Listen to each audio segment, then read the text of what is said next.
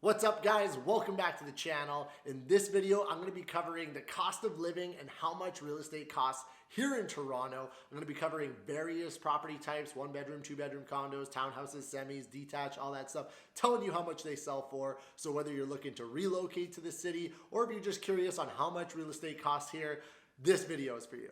As always, before we get into the video, make sure you like, comment, and subscribe. Let's get into it. So I've gone online and I've seen a few of these videos where people go over how much it costs to live in XYZ city, where they cover how much daycare costs, how much groceries cost, how much transportation costs. And I feel like if you're coming to move to Toronto because daycare is a little cheaper or because a head of lettuce is worth $3 rather than $4, I feel like you're kind of missing the point. In this video, I am going to be covering the real estate costs, and we're talking how much it costs to rent here, how much it costs to buy here. And I'm even going to shed some light on the Toronto real estate market from a global perspective, just in case you think that Toronto is really expensive. This should help reframe the Toronto market in a way where you can actually see its value and see its potential. And of course, keep in mind that these are average number statistics.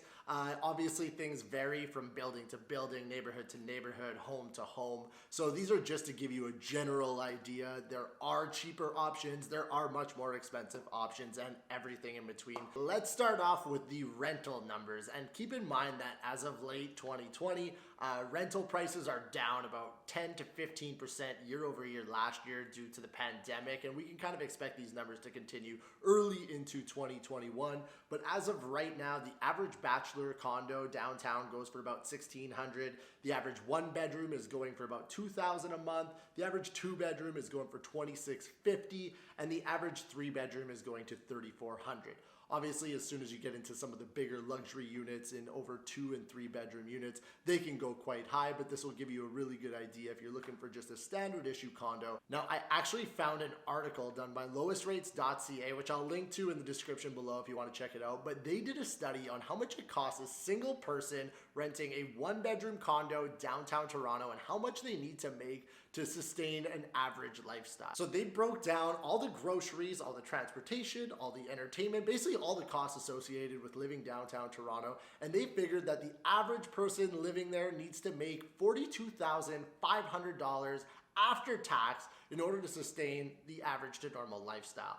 Now, this is not putting a ton of money towards the bank and savings, since rental rates have dropped in the last 9 months, and rental prices being a big portion of the cost. I would say that that number right now probably looks more like $38,000 to $40,000 after tax, but that will give you a good idea of how much money you need to make to live downtown Toronto. Now, let's get into the buying. And one thing that I think is important to understand, especially if you're trying to figure out whether you should rent or buy, is understanding that how much a property costs to buy versus how much it rents for are directly correlated. So if rents go up, so does the cost to purchase that same home. And likewise, if they go down, the purchase price of that home goes down as well. Let me give you an example. If you were to go rent a 1-bedroom condo downtown Toronto, it would cost you about $2,000 per month.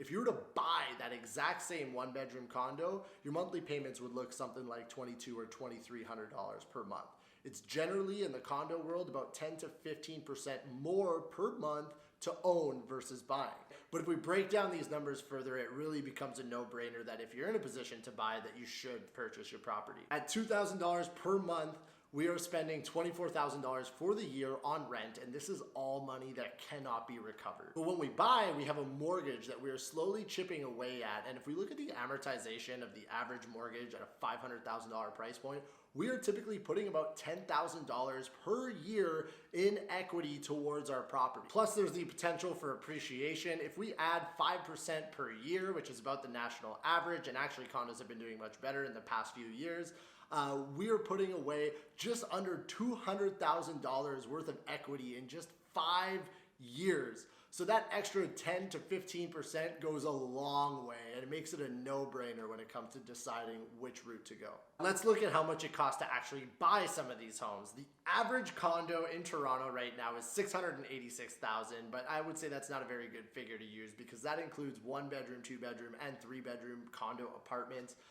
You can easily get a 1-bedroom condo from $500,000 to about $700,000. 2 bedrooms vary anywhere from about $650,000 to $1 million, and 3 bedrooms generally are gonna run you about $900,000 plus, and then obviously there's luxury real estate where it can go much, much higher. The average townhouse in the city of Toronto is listed at $868,000. Again, you're looking anywhere from about $700 to $1.1 million for those. Semi-detached is listed at $1.148. Semis have been super hot over the last couple of years, and the prices have climbed. You can still get a pretty nice semi for about $900,000. Anything cheaper than that is going to need extensive renos.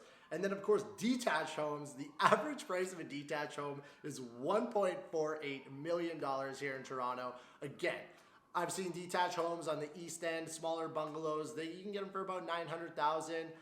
But they may need some work. And I know what you're saying, those numbers may seem absolutely astronomical depending on what market you're in, but I'm gonna share some numbers with you guys that's actually gonna make you look at Toronto through a different light and actually see its value and its potential. For those of you who are maybe unfamiliar with the Toronto market, we do get a lot of foreign investors coming in, buying up condos, and a lot of people ask themselves, why are these investors buying these condos if they're so expensive? And the thing is that when you look at Toronto from a global perspective rather than a national perspective, Toronto is a steal, especially when we compare it to these other major metropolitan cities that have similar densities, similar job growth, and similar immigration. So for this example, I'm going to be using the average price per square foot for condos in the downtown core of their respective cities so that we can compare city to city and apples to apples. So the average price per square foot of a condo downtown Toronto right now is $1,056 per square foot. Now let's take a look at some of these other major metropolitan cities that are very similar in density and growth and see how we stack up. And just a heads up, all these numbers have been adjusted for Canadian currency, so they're all comparable. Vancouver coming in at $1,106 per square foot. San Francisco, $1,710 a square foot. Shanghai, $1,814 a square foot. London, England, not London, Ontario, $1,861 a square foot. New York City, almost double the cost of Toronto at $1,964 a square foot. And then there's some crazy ones like Singapore at $2,400 a square foot and Hong Kong at $4,000 a square foot. So when you take a look at Toronto from a global scale, you can see that we're actually coming in at half the price of a lot of these other cities. And we're actually looked at as the discount rack of the world when it comes to real estate. Not only that, a lot of these other cities, when it comes to population growth, they're actually declining every year. And Toronto is increasing every year due to our immigration. And these are really good projections of how high the Toronto market could climb for those of you who are saying it's hit the top or it won't grow anymore. We could very well only be halfway there. As I mentioned, immigration is one of the biggest contributing factors to home prices increasing here in Toronto. In 2019, we saw 118,000 immigrants land here in the city, and the government of Canada just announced its immigration plans for the next 3 years moving forward, seeing about 350,000 immigrants per year, half of which are likely to land in the GTA to some capacity, and we just simply cannot keep up with the demand. I'm not saying this to scare anybody. I'm just saying this as look at it as an opportunity, as we are likely to see prices continue to increase in the years to come. And judging by some of these other numbers in other cities, how high it could go, we don't know, but there's definitely room to grow. I hope that helps give you an idea of how much it costs to live and buy real estate in the city. If you have any questions or you're looking to move to Toronto, hit me up in my email below. There also is a link if you want to book a one-on-one call with me. As always, like, comment, and subscribe, and I'll see you guys next time.